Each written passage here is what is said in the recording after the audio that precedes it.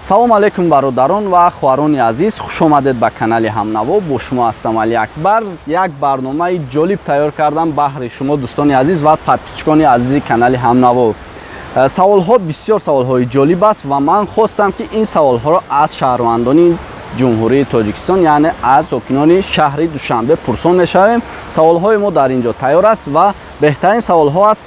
Саволҳоро шояд шумо ҳам як хеле бидонед, як хеле надонед, барои ҳамин барои шумо ҳам фоида мешавад.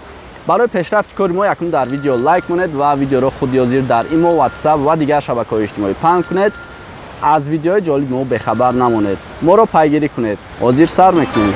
از شهر دوشنبه شنوید از دل کشور از دل کشور از شهر دوشنبه شنوید از دل کشور ҳамватанони азиз, ногуфтан намонад ки дар канале конкурс рафта истодааст. шарти озмун ҳамин аст ки шумо бо нархи 600 рубл як тон наушник мехаред ва шумо иштирокчии озмун мегардед. дар озмун албатта дута Opel хачбек, 20 телефони Android ва 80 дона диване ки нархашон аз 30,000 сар мешавад. номи канал бошад студия мебел ва ссылкаи канал дар таги ана ҳамин видео мебошад. ҳатман даромада обуна шавед ва соҳиби ҷоиза, албатта соҳиби мошин шавед.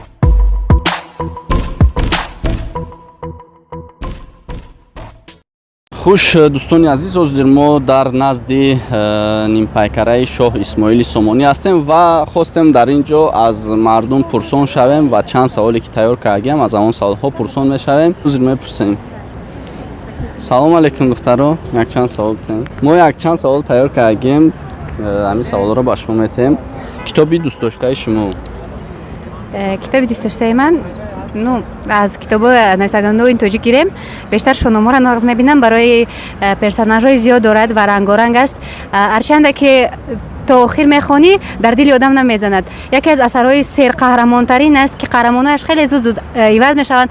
худам шахсан як бору ду бор не гаштаву баргашта боз мегардам, шоҳномаро мехонам. беҳтарин асарҳои русӣ бошад подсознание может всё или как подсознание, амихе китоб ҳаст ва ям зур китобҳои психологиро бештар надам. ҳозир мо дар назди ана ҳамин нимпайкара ҳастем. медонед ки нимпайкараи Исмоили Сомонӣ кай бунёд гардидааст? Не, намедонам. барои оне ки ман сокини шаҳр нестам ва барои ҳамин чиз аҷибам набудааст. хоб, ҳозир мо ҷавобашро мегем. соли 1999. ташаккури зиёд. раҳмати калон. хуш дӯстони азиз, ҳозир мо хай саволомона якчандташа додем. ҳозир бо давом метем. бачаҳо мумкина якчанд савол бутем. саволҳои оддияи саволҳое ки шумо медонед. хуби? саломатон аза якҷои? Шаритос ва Шаритосунзода. саволи мо ҳамин ки кадом сол ҷаноби олӣ таваллуд шудааст? 5 октябр соли 1952. 52. 5 октябр соли 1952. дуруст аёхи? зинда бошен. бо якчанд саволи дигар. соли таъсисёбии Созмони Милали Муттаҳид? Соли таъсисёбӣ соли 1945. бале. чандуми октябр? чандуми октябр? دهم بود اگه دهم. نه 24. 24 زنده باشین. من اگه خواهش شما دیدم که کمتر سوادناکتون نازه یک چند سوال دیگه تو میتونم. امامعلی رحمان چندمین پرزیدنت جمهوری تاجیکستان میباشد؟ سیمی 4 نباشه؟ پرزیدنت سیمی پرزیدنت. سیمی. سیمی پرزیدنت. زنده باشین. اگه اونجا میخونین؟ کجا؟ دانشگاه تاجیکستان. زنده باشین، سلامت باشین. канали мо дар сомонаи YouTube ҳамнаво обуна шав ва аз видеоҳои нав бохабар бош. хуш, ҳамин хеле дӯстон, як хело гап та мегира, як хело намегира. ҳозир бо ин духтарак мепурсем ку саволомон да ҷавоб метан ё иҷозат метан? ассалому алайкум. мумкина якчанд савол кунем?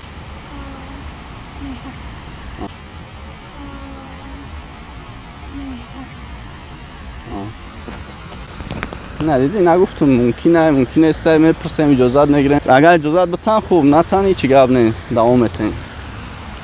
استودنت ها سلام علیکم. سلام علیکم. کجا میخونین؟ یا سلام علیکم خوبین اینجا؟ ممکنه چند سوال کنیم؟ سوالای آسانه. پرزیدنت اون سال چند تولد شده است؟ 5 اکتبر سال 1952. 52. چند ساله می باشه؟ چند ساله؟ چی باشد؟ انا تز در ایسو بسادش که میفهمی خدا 68 سالمه 67 سلامت باشه یکی جو میشه؟ زنده باش بچه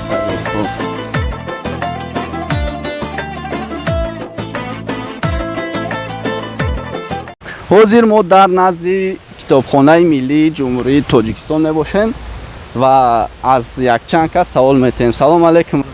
خیلی سازی سلامت و نازه ما کانال همنوا در شبکه یوتیوب از کتابخانه بر اومدیم. کتابی دوست داشته شما؟ کتاب دوست من آناتومی عبدالرحمن اطلاس آناتومی. فقط یک کتاب؟ نه کتاب بسیار دوست می‌دارم. اودینه از صدرالدین عینی باز شاهنامه عبدالقادر فردوسی رو بسیار ای کجا میشی؟ از ناحیه یوان. زنده باشی. ما از کانال همنوا سلامت باش.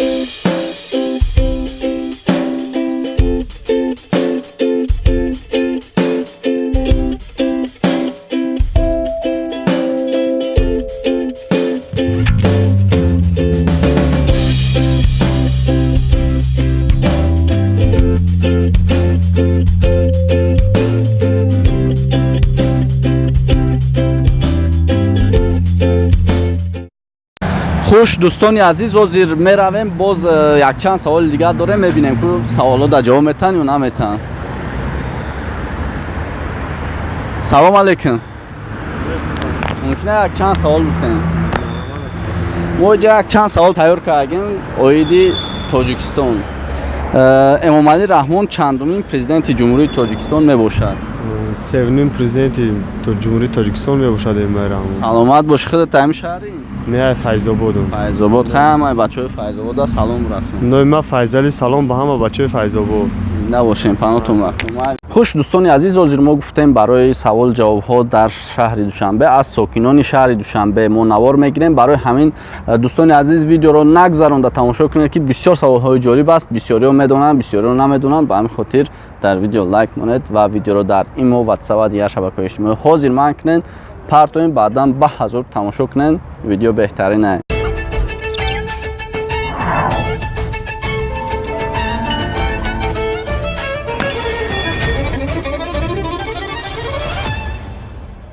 حاضر میرویم از ساکنان شهر میپرسیم. سلام علیکم. چخلین؟ سازین سلامتی خوبه؟ یکم خودت معرفی میکردی؟ من صادقوف صدیق دانشجوی کورس سیوم دانشگاه اسلامی تاجیکستان روسیه. ما از کانال همنوا یک چند سوال تیار کردیم. یکم سوال ما سال تولد جناب عالی رو از شما پرسانیم. آیا شما میدونید یا نه؟ 5 اکتبر سال 1952. تبریک میکنیم. ما از کانال همنوا در یوتیوب حاضر ما یک چند سوال تیار کردیم از کانال همنوا خواستیم بهر شهروندان پرسان شویم. اویدی مرکزی ملی تستی چی گفتنی داره؟ چه فهمم ما همین چیز مرکز خودم اونجا هستیم. میخواستم که دیگران با مثل ما با عقل فراست خود خودش گذارن و با دانشگاه و با مانند دیگرها نه مثلا با سعودی گذارد. بله میخواستم که همه مانند ما هم با سعودی خودش گذارد با دانشگاه ها. دانشگاه خودتون رایگان است یا؟ من شرطنامه داشتم با دانشگاه دانشگاه ملی جمهوری تاجیکستان. یعنی فکر شما همین است که مرکز ملی تستی خوب است یا اینکه خوب است برای که همه میتوانند آزادانه سپاره به یگان چی هر کس با سعودی خودش سپاره. تشکر زیاد و شما موفقیت. خوش دوستان عزیز حاضر ما در طرفای صدبرگ داریم. حاضر ما از شهروندان پرسان میشیم. یک چند سوال تیار کردیم میپرسیم. سلام علیکم. ممکنه حدیث سوال پرسیم؟ سوالای عادیه از کانال همنوا. نیم پیکره اسماعیل سومانی کی بنیاد گردیده است؟ سال 1999. رحمت کردم. سلام علیکم مرد ده یه منوت ممکنه؟ یه منوت ممکنه؟ یه منوت ممکنه؟ سلام علیکم. ممکنه سوال را بکنم؟ خوش دوستان عزیز چخیل که دیدید حاضر ما یک چند سوال دادیم و سوال نوبتی ما در باره شهر دوشنبه می باشد. بچه ها ممکنه حدیث سوال بتین؟ ممکنه حدیث سوال بتین؟ سوال عادی های؟ سوال عادی برای یوتیوب هم میپرتیم. مایل.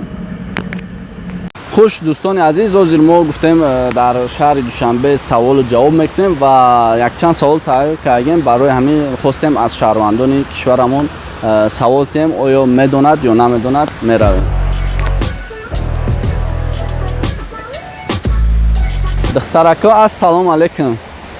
ما از شبکه یوتیوب هم نوا یک چند سوال داریم در نزد کتابخانه. این کتابی دوست داشته شما چیست؟ سوال منودی. دوست داشتم Пеппи длинный чулок. کدام یا بود دیگه؟ Пеппи длинный чулок. کدام کتابه کدام؟ Китоби детский рассказ. دیگر کتابی تاجیکی یگان؟ Не, таджики. تشکر زیاد.